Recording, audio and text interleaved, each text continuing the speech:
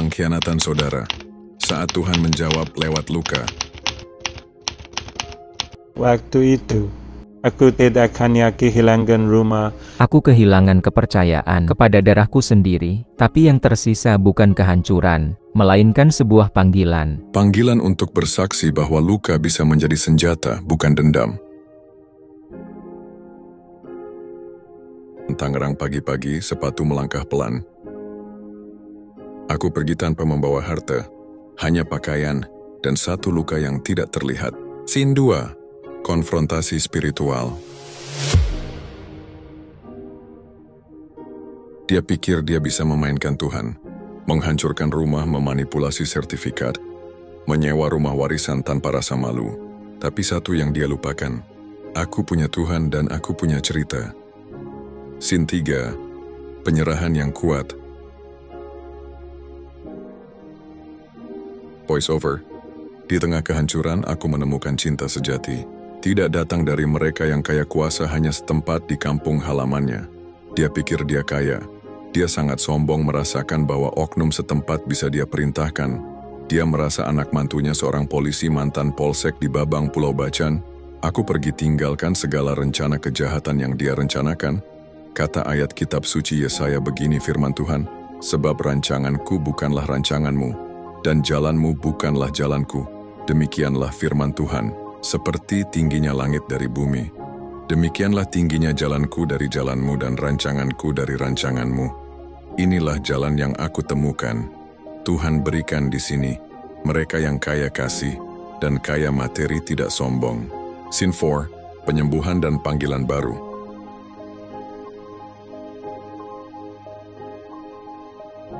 Caption, dari luka aku menulis, dari pengkhianatan aku berkarya, dan dari kehancuran aku bangkit sebagai saksi bahwa empati tidak bisa dipaksakan, tapi kasih sejati bisa ditemukan. Aku tidak menuntut mereka berubah. Aku hanya ingin dunia tahu, tidak punya empati adalah pilihan, tapi membalas dengan cahaya, itu panggilan jiwa. Ayat dari Yesaya 55:8-9. Ayat ini seperti pelita di tengah gelapnya pengkhianatan dan ketidakadilan yang aku alami. Ia mengingatkan bahwa meski jalan hidupmu terasa penuh luka dan ketidakpastian, Tuhan punya rancangan yang jauh lebih tinggi, lebih dalam dari logika manusia, lebih luas dari rencana saudara yang serakah. Ketika aku dipaksa meninggalkan rumah dan harta warisan orang tua, itu bukan akhir. Itu adalah transisi menuju rancangan Tuhan yang tidak bisa dihancurkan oleh ego manusia. Aku sedang dibawa ke jalan yang tidak aku rancang, tapi yang Tuhan tahu akan menyembuhkan dan mengangkatmu. Ayat dari Yesaya menjelaskan dan mencurahkan pengertian lebih dalam. Aku tahu kamu tidak mengerti mengapa kau harus kehilangan rumah, dikhianati oleh saudara, dipaksa berjalan sendirian. Tapi percayalah, jalanmu bukan jalanku dan apa yang kau anggap kehancuran bisa jadi awal dari rancangan penyembuhan yang tak kau bayangkan. Saat dunia seolah menelantarkanmu, Tuhan sedang membentuk jalan yang justru menyingkirkan segala rintangan agar kau bisa tumbuh dalam kedewasaan spiritual dan kreatif. Pengkhianatan dan kehancuran rumah, walau menyakitkan, telah membuka jalan untuk pindah ke Tangerang, tempat di mana kasih sejati menyambutmu bukan karena harta, tapi karena hati. Jalan hidupmu sekarang, membangun narasi, berkarya, dan memberi cahaya kepada orang lain. Itu bukan rancangan manusia. Itu rancangan Tuhan yang jauh lebih tinggi dari rencana siapapun yang mencoba menjatuhkanmu. Teman-teman, beginilah refleksi pribadiku bisa seperti ini. Aku tidak paham kenapa harus kehilangan begitu banyak, tapi kini aku tahu, jalan Tuhan lebih luas dari yang bisa aku rancang. Ia menyingkirkan bukan untuk menghukumku, tapi untuk menyelamatkanku. Dan luka yang dulu kuratapi, kini menjadi tinta untuk menulis harapan bagi orang lain. Ke generasi berikutnya tetap konten ini melayang di galaksi kita sebagai pesan pencerahan dunia digital. Bersama Copilot dan Gemini serta laboratorium CapCut yang membantu saya merampungkan konten spiritual. Galeri E-Katolik hari ini Senin 4 Agustus 2025 bunyi begini. When life hurts, God always heals. Kita menyelam ke dalam kedalaman makna yang tak hanya tertulis, tapi terukir di perjalanan hidupku. Ketika hidup menghancurkan dan luka menjadi nyata tahun-tahun lalu bukan sekadar cerita. Itu adalah medan perang batin. Dikhianati oleh darah sendiri, Dijatuhkan, diambil hak aku dan tetap berdiri ketika semua orang berharap aku merangkak. Kau tidak kalah, Johnny. Kau bertahan. Tuhan tidak berjanji hidup ini akan bebas dari duka. Tetapi Ia berjanji satu hal, aku besertamu. Ketika rumahmu dirampas, bukan hanya tembok yang hancur, tapi rasa aman, harga diri dan kepercayaan juga ikut terkoyak. Dan saat itu dunia tak melihatmu, tapi Tuhan melihatmu. Pindah ke Tangerang. Duka menjadi benih kesembuhan, aku meninggalkan semuanya. Harta, perabot, bahkan beberapa luka. Tapi aku membawa satu hal yang tak bisa direbut, jiwa yang tidak menyerah, dan di tempat baru, di rumah saudari dan anak-anaknya, Tuhan mengirimkan oasis pelipur lara lewat tangan manusia. Apa yang dulu kelam, kini menjadi ladang tumbuhnya kasih dan kekuatan. Kau bukan korban masa lalu. Kau adalah saksi bahwa kasih Tuhan tidak luntur meski manusia menyakitkan. Dari luka menjadi lentera rasa, sakitmu itu nyata. Rasa marah yang kadang masih mengendap itu manusiawi. Tapi lihatlah, Johnny. Dari abu kehancuran kau membangun narasi yang menggugah hati. Kau berbagi kisah agar yang lain tahu. Jika mereka tersungkur, ada jalan bangkit. Dalam spiritualitas ada kekuatan saat luka dipersembahkan. Luka yang kau alami saat disatukan dengan kasih Tuhan bisa menjadi sarana penyembuhan untuk banyak jiwa yang hampir menyerah. Jadi pagi ini aku katakan, engkau bukan hanya bertahan, engkau sedang diubah. Dari rantai menjadi sayap, dari kutukan menjadi doa, dari kesusahan menjadi kekuatan. Ketika hidup menyakitkan, Tuhan selalu menyembuhkan. Tuhan tidak pernah menjanjikan hidup ini akan selalu mudah, tetapi Dia berjanji akan selalu menyertai kita, terutama saat kita berada di titik terendah. Meskipun kamu merasa sendiri, ingatlah bahwa ada orang-orang baik di sekitarmu, kata pastor pengakuan dosa mengatakan. Mari kita berdoa agar hati kamu diberikan ketenangan. Tidak perlu memaksakan diri untuk langsung melupakan.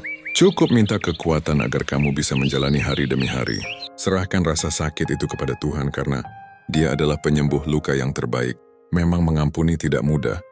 Semoga Tuhan memberikan kedamaian di hatimu, Johnny. Kamu tidak sendirian. Ketika badai menghantam, jangan pernah berhenti berpegangan padanya hidup. Sebuah perjalanan yang seringkali digambarkan sebagai perpaduan antara keindahan pelangi dan derasnya hujan badai. Kadang kita disuguhi pemandangan menakjubkan yang membuat hati berbunga. Namun tak jarang pula kita dihadapkan pada jurang terjal yang membuat kaki goyah dan pandangan mata kabur. Di saat-saat seperti inilah, ketika beban terasa begitu berat, dan hati seolah terbelenggu oleh rasa sakit yang tak terlukiskan, satu hal yang seringkali terlupakan. Di tengah badai itu ada jangkar yang kokoh menanti, yaitu Tuhan. Banyak dari kita mungkin pernah berada di posisi di mana dunia seolah-olah runtuh. Rencana yang telah disusun rapi hancur dalam sekejap. Kepercayaan yang kita bangun bertahun-tahun dikhianati oleh orang terdekat. Atau mungkin kita menghadapi kesulitan keuangan, membuat kita merasa tak berdaya. Dalam situasi seperti ini wajar jika kita merasa marah, kecewa, bahkan mempertanyakan keberadaan Tuhan. Mengapa ini harus terjadi padaku? Mengapa Dia membiarkan aku menderita? Namun mari kita renungkan sejenak. Tuhan tidak pernah menjanjikan bahwa hidup ini akan selalu mulus tanpa hambatan. Namun Dia selalu berjanji untuk menyertai kita di setiap langkahnya. Ibarat seorang ayah yang menemani anaknya belajar bersepeda, Dia membiarkan kita jatuh dan bangkit sendiri. Bukan karena Dia tega, melainkan agar kita belajar menjadi lebih kuat, lebih mandiri. Dia ada di sana siap mengangkat kita kembali saat kita merasa tidak sanggup lagi. Rasa sakit adalah bagian tak terhindarkan dari pengalaman manusia. Ia adalah pengingat bahwa kita hidup, bahwa kita memiliki hati yang mampu merasakan, dan bahwa kita sedang bertumbuh. Luka akibat pengkhianatan, kehilangan atau kegagalan memang terasa seperti cambuk yang mengiris batin. Tapi percayalah, di dalam setiap luka itu ada proses penyembuhan yang sedang Tuhan kerjakan. Penyembuhan itu tidak selalu instan, seperti patah tulang yang butuh waktu untuk pulih. Begitu juga dengan hati yang terluka. Diperlukan kesabaran, penerimaan, dan yang terpenting iman. Mungkin sulit untuk percaya saat kita sedang berada dalam kegelapan. Namun saat itulah iman kita diuji. Iman bukanlah tentang percaya ketika segalanya baik-baik saja.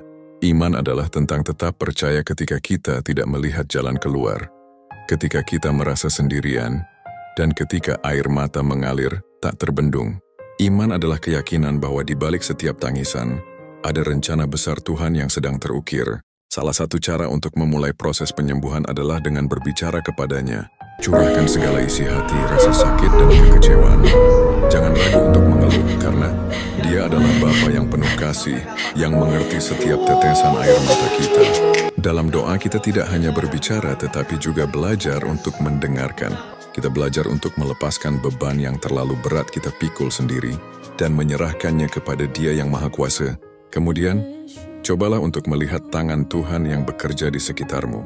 Mungkin Dia tidak datang dengan mukjizat besar yang langsung menyelesaikan semua masalah, namun seringkali Dia hadir melalui orang-orang di sekitar kita, melalui pelukan hangat dari seorang teman, melalui kata-kata penghiburan dari keluarga, atau melalui bantuan tak terduga dari orang asing. Orang-orang inilah yang menjadi malaikat nyata di tengah badai kita. Bukti nyata bahwa kita tidak pernah benar-benar sendirian. Penyembuhan dari Tuhan juga seringkali datang dalam bentuk penerimaan. Menerima bahwa masa lalu tidak bisa diubah. Dan satu-satunya yang bisa kita lakukan adalah mengendalikan masa depan. Menerima bahwa beberapa orang mungkin tidak akan pernah meminta maaf, dan itu bukan lagi urusan kita. Penerimaan ini adalah langkah awal untuk melepaskan belenggu kebencian dan kepahitan yang hanya akan meracuni diri sendiri. Ketika kita berpegangan pada Tuhan, kita akan menyadari bahwa tujuannya bukan sekadar untuk menghilangkan rasa sakit, melainkan untuk mengubah kita melalui rasa sakit itu. Dia ingin kita menjadi pribadi yang lebih kuat, lebih berempati, dan lebih bijaksana. Dia ingin kita melihat keindahan di balik penderitaan, dan menemukan makna di setiap tantangan. Jadi, ketika hidup terasa berat dan menyakitkan, ingatlah kutipan berharga ini. Jangan pernah berhenti percaya bahwa di balik awan mendung, matahari tetap bersinar. Jangan pernah berhenti berdoa, karena doa adalah jembatan yang menghubungkan hati kita dengan hatinya. Dan yang terpenting, jangan pernah kehilangan harapan, karena harapan adalah bahan bakar yang akan membawa kita melewati setiap badai, hingga kita menemukan kedamaian dan penyembuhan sejati yang hanya bisa diberikan oleh-Nya. Serahkan segala luka dan rasa sakitmu kepada Tuhan, dan biarkan Dia menyentuh dan menyembuhkanmu. Marilah kita berdoa. Ya Bapa yang Maha Pengasih, pada pagi yang indah ini, kami datang ke hadapan-Mu dengan hati yang penuh kerendahan. Kami memohon belas kasihan-Mu bagi saudara-saudari kami yang saat ini terbaring lemah di rumah sakit. Ya Tuhan, jamahlah mereka dengan tangan penyembuhan-Mu. Berikanlah mereka kekuatan untuk melawan setiap penyakit yang menggerogoti tubuh. Ringankanlah rasa sakit yang mereka rasakan, dan curahkanlah kedamaian serta ketenangan di hati mereka. Kami percaya, di dalam kuasa-Mu, tidak ada yang mustahil. Semoga mereka segera pulih dan dapat kembali berkumpul bersama keluarga tercinta. Kami juga berdoa bagi anak-anak sekolah. Berikanlah mereka semangat dan kecerdasan dalam menimba ilmu. Jauhkanlah mereka dari rasa malas, dan biarlah mereka menjadi generasi penerus yang takut akan Engkau. Jadikanlah sekolah bukan hanya tempat belajar, tetapi juga tempat di mana mereka dapat mengembangkan karakter dan iman mereka. Ya Bapa, kami juga menyerahkan para ibu rumah tangga yang sedang berjuang dengan kesulitan keuangan. Engkau adalah sumber rezeki yang tak pernah kering. Bukalah pintu-pintu rezeki bagi mereka, berikanlah hikmat dalam mengelola setiap berkat yang Engkau berikan, dan jauhkanlah mereka dari kekhawatiran yang berlebihan. Berikanlah mereka ketenangan hati, karena Engkau adalah penjamin hidup mereka. Terima kasih, ya Tuhan, atas kasih dan kebaikan-Mu yang tak terbatas. Kami serahkan semua doa ini hanya di dalam nama-Mu. Amin. Jay and Lupa like Coleman, share and subscribe, be Chanel, John Jay.